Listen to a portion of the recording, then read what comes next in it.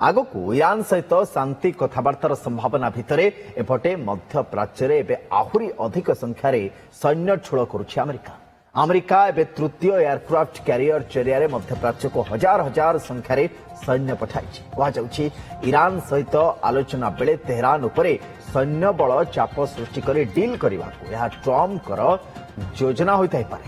ତେଣୁ ଟ୍ରମ୍ପ ଏବେ ମଧ୍ୟପ୍ରାଚ୍ୟରେ ନିଜର ସାମରିକ ଉପସ୍ଥିତିକୁ ଯଥେଷ୍ଟ ପରିମାଣରେ ବୃଦ୍ଧି କରିଛନ୍ତି। ଜାତୀୟ ଗଣମାଧ୍ୟମର ସୂଚନା ଅନୁସାରେ ୟୁଏସ୍ଏସ୍ ଜର୍ଜ H.W. ବୁଶ ସହିତ ତିନିଟି ବିଧ୍ୱଂସକାରୀ ଯୁଦ୍ଧ ଜାହାଜ ମଧ୍ୟପ୍ରାଚ୍ୟ ମୁହାଁଉଛନ୍ତି। ତୃତୀୟ କ୍ୟାରିୟର ଷ୍ଟ୍ରାଇକ୍ ଗ୍ରୁପ୍ରେ ପ୍ରାୟ 5,000 ଅତିରିକ୍ତ ସୈନ୍ୟ ପହଞ୍ଚିବେ। ସେପଟେ ଆମେରିକାର ପ୍ରତିରକ୍ଷା ବିଭାଗ ପେଣ୍ଟାଗନ୍ ପ୍ରାୟ 10,000 ସ୍ଥଳ ସୈନ୍ୟଙ୍କୁ ମୁତୟନ କରୁଛି। ଅନ୍ୟପଟେ ଉଭୟ ସ୍ଥଳ ଏବଂ ଜଳରେ କାର୍ଯ୍ୟକ୍ଷମ ହୋଇପାରୁଥିବା ୟୁଏସ୍ଏସ୍ ଟ୍ରିପୋଲି ଏବଂ ୟୁଏସ୍ଏସ୍ ବକ୍ସର ଭଳି ଯୁଦ୍ଧ ଜାହାଜ ବି ମଧ୍ୟପ୍ରାଚ୍ୟ ମୁହାଁବେ। ବିଶେଷଜ୍ଞମାନେ ଆକଳନ କରିଛନ୍ତି ଯେ ଯଦି ଇରାନ ସହିତ ଶାନ୍ତି ଆଲୋଚନା ବିଫଳ ହୁଏ ତେବେ ଆମେରିକା ଆବଶ୍ୟକ ପଡ଼ିଲେ ଇରାନକୁ ସୈନ୍ୟବଳ ପ୍ରୟୋଗ କରି ଲଢ଼ିବାକୁ ବା ଲଢ଼େଇକୁ ଆହୁରି ବଡ଼ ଭୀଷଣ ବା ଜୋରଦାର କରିଦେଇପାରେ। ଆମ ସହିତ ବୈଦେଶିକ ବ୍ୟାପାର ବିଶେଷଜ୍ଞ କମଳାକାନ୍ତ ଦାସ ଯୋଡ଼ି ହୋଇଛନ୍ତି। ଶ୍ରୀ ଦାସ, ସ୍ୱାଗତ ଆପଣଙ୍କୁ। ଏ ଦିଟା ଆମେ କଣ୍ଟ୍ରାଡିକ୍ଟୋରୀ ଷ୍ଟେଟମେଣ୍ଟ କହିପାରିବା ଯେ ଗୋଟେ ପଟେ ଶାନ୍ତି ପାଇଁ ସମ୍ଭାବନା ଦେଖିବା ପାଇଁ ମିଳୁଛି, ଶାନ୍ତି ଆଲୋଚନାର କଥା ସାମ୍ନାକୁ ଆସୁଛି, ଆଉ ଅନ୍ୟପଟେ ସୈନ୍ୟ ଏକତ୍ରିତ କରାଯାଉଛି। ଆମେରିକାର ଯୋଉ ଷ୍ଟ୍ରାଟେଜିକୁ ନେଇ ଆପଣଙ୍କର ବିଶ୍ଳେଷଣ କ'ଣ କହୁଛି? ଆଗାମୀ 1-2 ସପ୍ତାହ ଭିତରେ ମଧ୍ୟପ୍ରାଚ୍ୟରେ ଦୁନିଆ କ'ଣ ଦେଖିବା ପାଇଁ ଯାଉଛି? ଧନ୍ୟବାଦ। ପ୍ରଥମ କଥା ହଉଛି ଶାନ୍ତିର ବାର୍ତ୍ତା ଆଉ ଶକ୍ତି ପ୍ରଦର୍ଶନ ସାଥିରେ ସାଥିରେ ଚାଲିଛି ଆମେରିକା ପାଇଁ। ଆମେରିକା ଯେଉଁ ଘେରାବନ୍ଦୀ କରିଛି, ବ୍ଲକେଡ୍ କରିଛି, ତାହା ମଧ୍ୟ ଇରାନ କହୁଛି ଯେ ଶାନ୍ତି ବାର୍ତ୍ତା ପାଇଁ ବା ଯୁଦ୍ଧ ବିରତିର ବିରୋଧାଭାସ।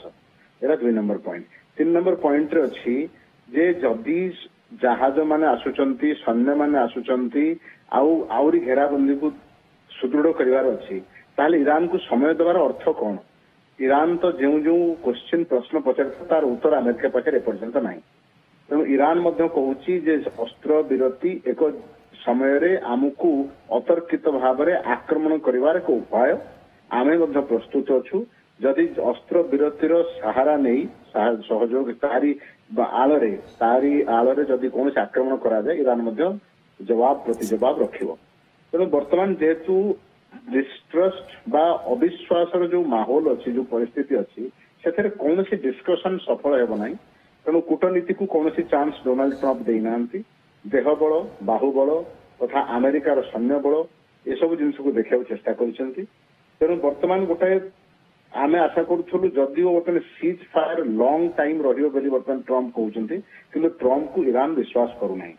ତେଣୁ ଯୁଦ୍ଧ ଯଦିଓ ବର୍ତ୍ତମାନ ଇରାନ ଓ ଆମେରିକା ଭିତରେ ବନ୍ଦ ଅଛି, କିନ୍ତୁ ଯୁଦ୍ଧ ଭଳି ପରିସ୍ଥିତି ଅଛି, କେବେ ବି ତାହା ଯୁଦ୍ଧର ରୂପ ନେବ ତାହା ଆମେ କହିପାରିବା ନାହିଁ। ତ ପ୍ରକୃତରେ ଏଇ କ'ଣ ଗୋଟେ ଚାପ ସୃଷ୍ଟି କରିବା ପାଇଁ ଆମେରିକା ତରଫରୁ ଚେଷ୍ଟା କରାଯାଉଛି ନା ଆମେରିକା କିଛି ତା ବିୟଣ୍ଡ ବି ଭାବୁଛି?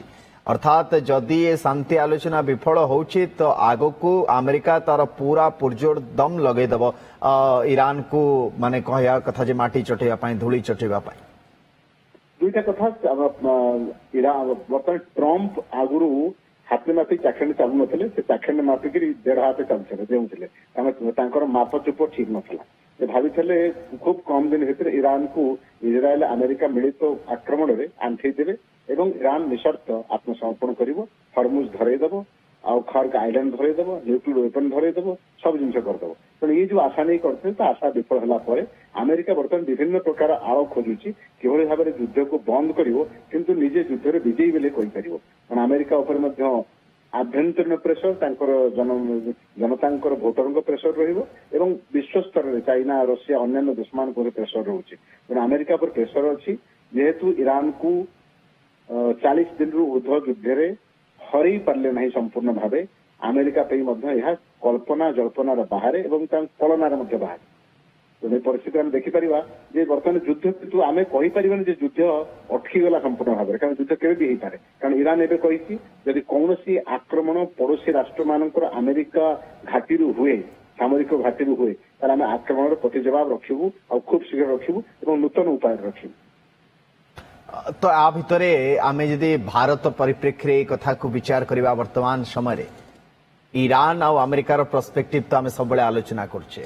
ଭାରତର ପର୍ସପେକ୍ଟିଭ କଣ ହବ ଆଗାମୀ ସମୟରେ ଖାସ କରି ଏଇ ଯୋଉ ଘନଘଟା ଭିତରେ ଆମେ ଦେଖୁଛେ କିଛି ସମ୍ଭାବନା ଅଛି। ଭାରତର ପ୍ରଥମ କଥା ହଉଛି ଭାରତୀୟ ମାନେ ଯେଉଁଠି ଥିଲେ ମଧ୍ୟପ୍ରାଚ୍ୟରେ ଗଲ୍ଫ ଏରିଆରେ ତାଙ୍କର ସୁରକ୍ଷିତ ଭାବରେ ଦେଶ ପ୍ରତ୍ୟାବର୍ତ୍ତନ ଏବଂ ସେମାନେ ସୁରକ୍ଷିତ ଦେଶରେ ରହିବେ ଯୋଉଟା ଥିଲା ପ୍ରାରମ୍ଭିକ ଜିନିଷ। ଦ୍ୱିତୀୟ ସାମୟିକ ବା ତା ସାଙ୍ଗରେ ପ୍ରାରମ୍ଭିକ ସେକେଣ୍ଡ ପ୍ରାୟୋରିଟି ଥିଲା ଯେ କିଭଳି ଭାବରେ ଭାରତର ଯୋଉ ତୈଳ ସମ୍ପର୍କ ଅଛି ଇରାନ ସହିତ ସେଠି ଅନ୍ୟାନ୍ୟ ମଧ୍ୟପ୍ରାଚ୍ୟ ରାଷ୍ଟ୍ରମାନଙ୍କ ସହିତ ସେଠୁ ପାଖାପାଖି 50% ପାଖାପାଖି 40ରୁ 50% ତୈଳ ଆମର ଗ୍ୟାସ ଓ ତୈଳ ହରମୁଜ ପ୍ରଣାଳୀରୁ ଆସେ ସେଇ ବାଟ ଦେଇକିରି ଆସେ। ତେଣୁ ସେଇ ବାଟରେ କିଭଳି ଭାବରେ ଠିକଣା ଭାବରେ ପହଞ୍ଚିବ ଏହା 2। 3 ନମ୍ବର କଥା ହେଲା ଯେ ଯୁଦ୍ଧ କିଭଳି ଭାବରେ ସମାଧାନ ରାସ୍ତାକୁ ଯିବ ଆଉ ବହୁତ ବଡ ରୂପ ନ ନେଉ। ଭାରତର 3ଟା କନସର୍ନ ଥିଲା। କନସର୍ନ 1 ସେ କୌଣସି ପ୍ରକାର ଯୋଉ ଭାରତୀୟ ଯୋଉମାନେ ଅଛନ୍ତି ତାଙ୍କୁ କିଛି ନେଇ ଆସିଛନ୍ତି ମଧ୍ୟ କିଛି ଲୋକ ଯୋଉମାନେ ସୁରକ୍ଷିତ ଅଛନ୍ତି ତାଙ୍କୁ ଆଣିବାକୁ ଦରକାର ପଡୁନି ସେ କାର୍ଯ୍ୟ କରୁଛନ୍ତି ଅନ୍ୟାନ୍ୟ ଜାଗାରେ ଦୁବାଇରେ ଅଛନ୍ତି ୟୁଏଇରେ ଅଛନ୍ତି ବାହାରିନରେ ଅଛନ୍ତି କତାରରେ ଅଛନ୍ତି ଭିନ୍ନ ଭିନ୍ନ ଜାଗାରେ ଇରାନରେ ମଧ୍ୟ ଥିଲେ ଅଛନ୍ତି। ତେଣୁ ପ୍ରଥମ କଥାରେ କିଛିକିୟ ଅନୁସାରେ ଭାରତ ଏକ ପ୍ରକାରର ଆପଣ କହିପାରିବେ ଯେ କମ୍ଫର୍ଟେବୁଲ ଅଛି ବା ସହଜ ଅଛି ଏ ସମୟରେ ଆବଶ୍ୟକ ପଡିଲେ ପୁଣି ଭାରତ ଆହୁରି ଭାରତୀୟ ମାନଙ୍କୁ ଭାରତ ଫେରାଇ ଆଣିବ। ଦ୍ୱିତୀୟ କଥା ଥିଲା ଯେ ତୈଳ ଯୋଉ 40ରୁ 50% ତୈଳ ଆସୁଛି ତାହା କେମିତି ଆସିବ। ଇରାନ ସହିତ ନେଗୋସିଏସନ କରିଛନ୍ତି ଆମେରିକା ସହିତ ନେଗୋସିଏସନ କରାହେଇଥିଲା ଯେ ତୈଳ ଟ୍ୟାଙ୍କର ମାନଙ୍କୁ ଆକ୍ରମଣ କରାଯିବ ନାହିଁ। ଏବେ କିନ୍ତୁ ଯେହେତୁ ବ୍ଲକେଡ୍ ଅଛି ଟ୍ରମ୍ପଙ୍କର ତେଣୁ ଭାରତ ମଧ୍ୟ ବିଶ୍ୱାସ କରିପାରୁନି ଯେ ଅଏଲ ଟ୍ୟାଙ୍କର ଯଦି ଇରାନଠୁ ପରମିଶନ ନେଇକି ଆସିବ ଆମେରିକା ଆକ୍ରମଣ କରିବନି ତ ତାହା ଉପରେ ଡାଉଟ ହେଇକି ରହିଛି। ଆଉ ଲାଷ୍ଟରେ ରହୁଛି ଯୁଦ୍ଧ 40 ଦିନ ପରେ ବର୍ତ୍ତମାନ ପାକିସ୍ତାନ କଣ ରୋଲ ପ୍ଲେ କରୁଛି ଭାରତ ତାକୁ ନିଶ୍ଚିତ ଭାବେ ନଜର ପକେଇ ଦେଖୁଛି। ପାକିସ୍ତାନ କଣ ସମାଧାନ କରିପାରିବ ନା ଖାଲି ରିକ୍ୱେଷ୍ଟ କରୁଛି ଯେ ସିଜ୍ ଫାୟାରକୁ ଏକ୍ସଟେନସନ କରିବା ପାଇଁ। ଭାରତ ମଧ୍ୟ କୌଣସି ନା କୌଣସି ପଜିଟିଭ ରୋଲ ପ୍ଲେ କରିବା ପାଇଁ ରେଡି ଅଛି ଏବଂ ଭାରତକୁ ମଧ୍ୟ ଡୋନାଲ୍ଡ ଟ୍ରମ୍ପ ଅଲରେଡି ବିଗତ ସପ୍ତାହରେ ଫୋନ କରି ଲମ୍ବା କଥା ହେଇଛନ୍ତି ଏବଂ ସମ୍ପୂର୍ଣ୍ଣ ବିବରଣୀ ଦେଇଛନ୍ତି। बहुत धन्यवाद सूचना आलोचना बहुत बहुत धन्यवाद। आम सहित कमलाकांत दास वैदेशिक व्यापार विशेषज्ञ अधिक ए संदर्भ में आलोचना करते देखा कथा कौ पानी कुआड़े जाऊँगी किंतु परिस्थिति जे भयावह कौन द्विमत ना।